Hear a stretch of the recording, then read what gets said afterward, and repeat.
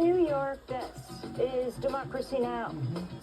They're making billions and billions of dollars when kids are being harmed. They're putting profits over our kids' lives. Big tech on trial, a landmark trial about the harms of youth social media addiction is taking place in Los Angeles. Meta CEO Mark Zuckerberg testified on Wednesday.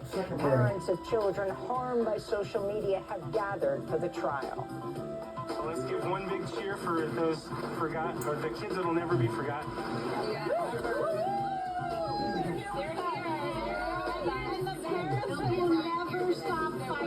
We'll go to Los Angeles to speak with a mother whose 18-year-old daughter died by suicide. We'll also talk to an attorney at the Social Media Victims Law Center and Facebook whistleblower Frances Haugen. Then 4,400. That's the number of times judges around the country have ruled the Trump administration is detaining immigrants unlawfully. We'll speak to a Reuters reporter who broke the story. All that and more coming up.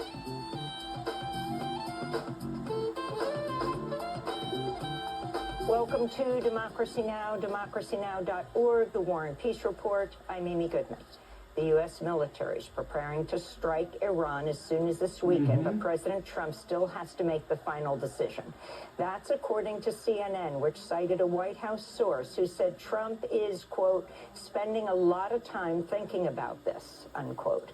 On Tuesday, U.S. and Iranian negotiators held indirect talks in Geneva and left without a clear resolution. Secretary of State Marco Rubio is expected to travel to Israel and meet with Prime Minister Benjamin Netanyahu later this month to discuss Iran's nuclear program. Meanwhile, the U.S. is sending a second aircraft carrier, the USS Gerald Ford, to the Middle East to join the USS Abraham Lincoln in the Persian Gulf. The USS Gerald Ford carrier strike group has been stationed in the Caribbean when the U.S. attacked Venezuela and abducted its president, Nicolas Maduro, and his wife. Iran has long maintained its nuclear program is solely for civilian purposes. This is Iranian President Masoud Pezeshkian. We have stated this many times. My own statements are not important. What matters from an ideological standpoint is the policy and the fatwa of the supreme leader. We are in no way seeking nuclear weapons. Whatever form of verification they want to carry out, we are ready for that verification to take place. In the United Kingdom, police have arrested Andrew Mountbatten Windsor, the former prince and King Charles' brother, on suspicion of misconduct in public office. Authorities say they're investigating a complaint over allegations that the former prince shared confidential material with the late convicted sex offender Jeffrey Epstein. The former prince was the UK's trade envoy between 2001 and 2011. Back in November, King Charles stripped his brother of his title as Prince and Duke of York and evicted him from his royal residence over his relationship with Epstein. It comes as Sarah Ferguson, the ex-wife of Andrew Mountbatten Windsor, shut down 6 companies after the Epstein files revealed Ferguson's close ties to the late convicted sex offender. The documents reveal Ferguson brought her daughters, Princess Beatrice and Princess Eugenie, to visit Epstein in Miami in 2009, just 5 days after he completed a prison sentence on sex crime charges involving a minor. While Ferguson publicly disowned Epstein in 2011, calling their relationship a gigantic error of judgment and stating she abhors pedophilia, emails reveal she privately apologized to Epstein for her public condemnations, calling him a steadfast, generous, and supreme friend, unquote. Here in the U.S., Les Wexner, the billionaire former CEO of Victoria's Secret, testified about his relationship to Epstein in a closed-door deposition before the House Oversight Committee at his home in Ohio. This is Democratic Congressmember Robert Garcia. There would be no Epstein Island. There would be no Epstein plane. There would be no money to traffic women and girls. Mr. Epstein would not be the wealthy man he was without the support of Les Wexner. Meanwhile, a panel of independent experts appointed by the United Nations Human Rights Council is calling for an independent and impartial investigation into alleged sex crimes contained in the Epstein files.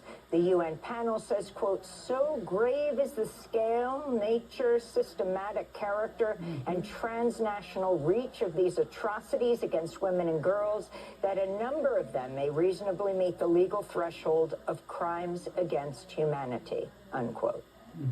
The Trump administration is planning to build a 5,000-person military base in Gaza, sprawling more than 350 acres. That's according to contracting records reviewed by The Guardian newspaper, which reports the site is meant to host a future international stabilization force, part of the so-called Board of Peace chaired by President Trump. Today, dozens of world leaders and high-ranking diplomats are gathering in Washington, D.C. as the Board of Peace holds its inaugural meeting. Ahead of the summit, European allies declined to join. Countries sending delegations are largely led by authoritarian governments. The list includes Argentina, Azerbaijan, Bahrain, Belarus, Egypt, Hungary, Indonesia, Morocco, Saudi Arabia, Turkey, and the United Arab Emirates. The Pope has refused to join the Board of Peace. This comes as Palestinians left homeless by Israel's bombardment say they have yet to receive any assistance rebuilding their shattered neighborhoods. As Palestinians living in displacement, we first hope for the reconstruction of Rafah city, and secondly, the infrastructure. We have destruction in hospitals, in health, in education, in infrastructure, in electricity, in water, in housing, in the environment, in diseases, in the spread of diseases, and in the spread of things like that. So we hope for reconstruction in a very quick way. A new study finds Israel's assault on Gaza killed far more Palestinians than initially reported. Writing in the Lancet Medical Journal, researchers found there were over 75,000 violent deaths in the first 16 months of Israel's assault. That compares to the roughly 49,000 deaths reported by the Palestinian Health Ministry over that period. More than half of those killed in the Israeli strikes were women, seniors, or children. Palestinian photographer Mariam Daga has won a 2026 George Polk Award for photojournalism for her work documenting Israel's starvation campaign against Palestinians in the Gaza Strip. Daga was awarded the prize posthumously after she was killed last August when Israel's military bombed Nasser Hospital in Khan Yunis. She died in a second strike on the hospital alongside Palestinian journalists Moaz Abu Taha and Mohammed Salama after they rushed to the scene of Israel's initial attack. In Moscow, Cuba's foreign minister met Wednesday with top Russian officials, including Russian President Vladimir Putin, who pledged his support to the island nation. Russia's foreign minister, Sergei Lavrov, urged the U.S. to end its blockade and oil embargo, which has left Cuba facing blackouts and severe fuel shortages. This is Cuba's foreign minister, Bruno Rodriguez. Compartimos una gran preocupación por el deterioro. We share a great concern about the deterioration of the international order, which was already unjust and precarious, but which today is being replaced by the practices of the United States government through operations of plunder and occupation of natural resources, total transgression of international law, and ignorance of the United Nations, which threatens not only the current order, multilateralism, the United Nations and others, but also the sovereignty and security of all states without exception. The Department of Homeland Security is launching a nationwide campaign to investigate and prosecute naturalized citizens who registered to vote or voted illegally prior to becoming citizens. That's according to documents reviewed by MS Now. The initiative reportedly requires DHS investigators to submit reports to the White House detailing each case in which they declined to bring charges. Two current and former DHS officials told MS Now that the White House directive is quote, not normal. White House Deputy Chief of Staff Stephen Miller is reportedly the driving force behind the DHS investigation.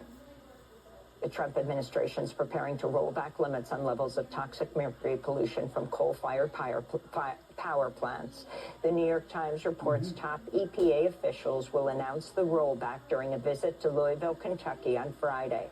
The World Health Organization considers mercury one of its top 10 chemicals of major public health concern, and even small amounts can cause serious health problems, especially in utero and in children.